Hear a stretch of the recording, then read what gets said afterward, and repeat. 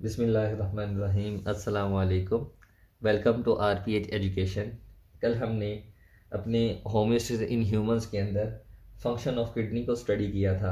आज हमारे पास उससे नेक्स्ट टॉपिक है कि हमारी बॉडी के अंदर हमारी किडनी कैसे ओस्मो रेगुलेशन का प्रोसेस करती है। तो हम पहले देख लेते हैं ओस्मो रेगुलेशन की डेफिनेशन। हम इंट्रोडक्शन के टॉपिक में भी पढ़ चुके हैं, आज हम दोबारा इसको डिस्कस करते हैं। तो हमारे पास जो है ओस्मो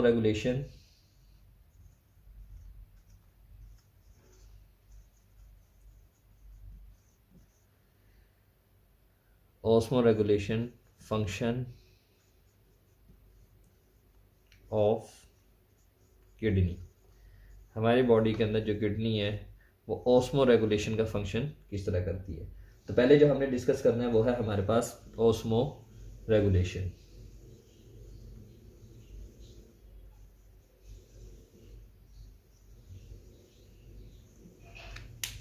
ओस्मो रेगुलेशन क्या है? मेंटेनेंस ऑफ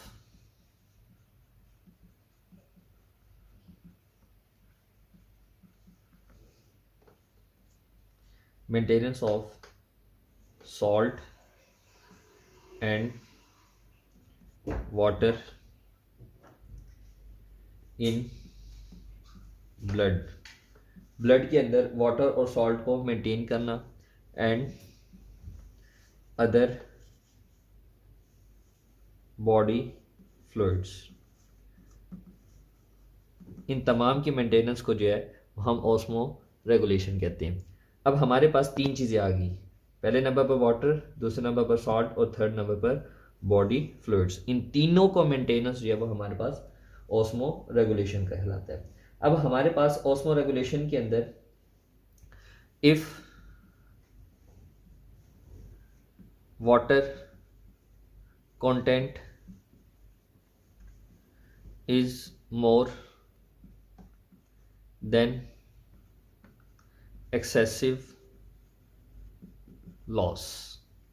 अगर हमारी बॉडी के अंदर if water content is more, हमारी बॉडी के अंदर वाटर कंटेंट अगर ज़्यादा है तो एक्सेसिव लॉस होगा, यानी कि ज़्यादा वाटर जो है वो हमारी बॉडी से खारिज होगा। इफ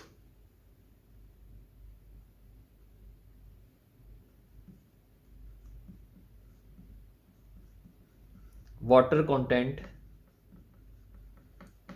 इज लेस, अगर हमारी बॉडी के अंदर वाटर कंटेंट लेस है than less loss of water, और वाटर जो है वो कम लॉस होगा। अब दोनों के नतीजे में अगर हमारे पास एक्सेसिव ज़्यादा है तो ज़्यादा खारिज होगा, अगर बॉडी के अंदर कम वाटर है तो कम खारिज होगा। अगर ज़्यादा है तो वो हमारे बॉडी के फ्लूइड्स को, बॉडी के जो फ्लूइड्स हैं उनको ये कर देगा कंसनट्रेटेड, गाढ़ा कर देगा एक्सेसिव लॉस की वजह से। अगर बॉडी के अंदर वापस रीएब्जॉर्ब मैक्सिमम करेगा तो बॉडी के फ्लूइड को ये हमारे डाइल्यूट कर देगा। हम इसको, इस डाइल्यूशन को और इस कंसनट्रेटेड को, दोनों को हम यूरिन की शक्ल में समझते हैं कि हमारे बॉडी के अंदर किस वक्त फ्लूइड्स डाइल्यूट हो जाएंगे और किस वक्त कंसनट्रेटेड हो जाएंगे। दोनों को हम समझ देंगे अगर इसमें नहीं समझ आया आपको। हमारे पास दो फॉर्म्स हैं यूरिन की प्रोड्यूस होने की। दो फॉर्म्स के अंदर यूरिन प्रोड्यूस होता है, एक होता है डाइल्यूट यूरिन और एक होता है कंसनट्रेटेड यूरिन। डाइल्यूट यूरिन जो है वो हमारे पास पतला पेशाब कहलाता है और कंसनट्रेटेड यूरिन जो है वो हमारे पास गाढ़ा पेशाब कहलाता है।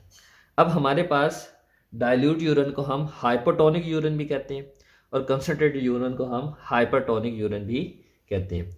वाटर के अंदर हमारे पास, सॉरी, हाइपोटोनिक के अंदर वाटर ज़्यादा होता है और सॉल्ट कम होता है। कंसनट्रेटेड के अंदर वाटर कम होता है और सॉल्ट ज़्यादा होता है। अब ये प्रोड्यूस किस तरह होते हैं?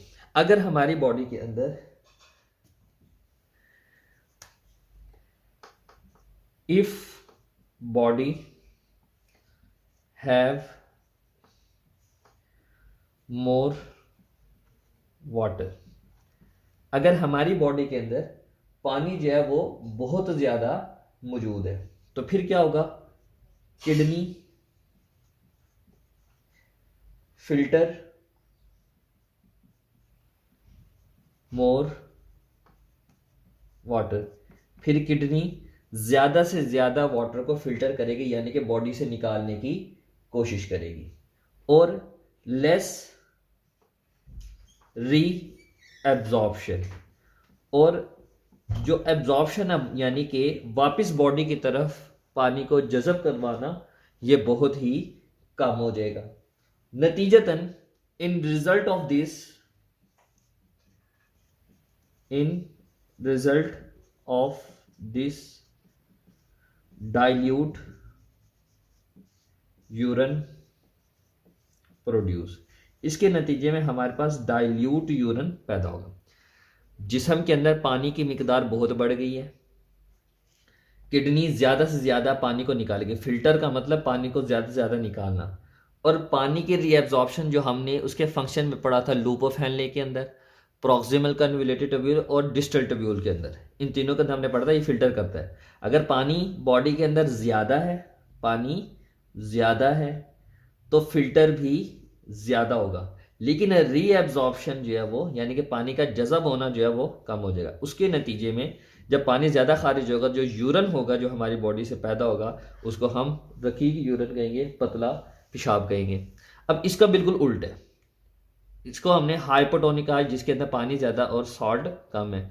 अब कंसनट्रेटेड यूरन, जिसके अंदर जो है वाटर कम है और सॉल्ट ज़्यादा है। तो अब यहाँ पर बिल्कुल उल्ट सिचुएशन है, यहाँ पर सब चीज़ ज़्यादा है, जो चीज़ यहाँ पर ज़्यादा है वो यहाँ पर कम होगी, जो यहाँ पर कम है वो यहाँ पर ज़्यादा होगी। तो अब अगर हमारे पास if body have less water, अगर बॉडी के पास कम पानी है, किडनी फिल्टर लेस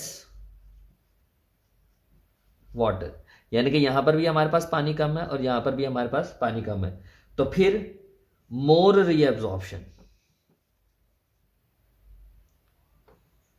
मोर री एब्जॉर्प्शन, तो पानी की रीएब्जॉर्प्शन जो है वो बढ़ जाएगी।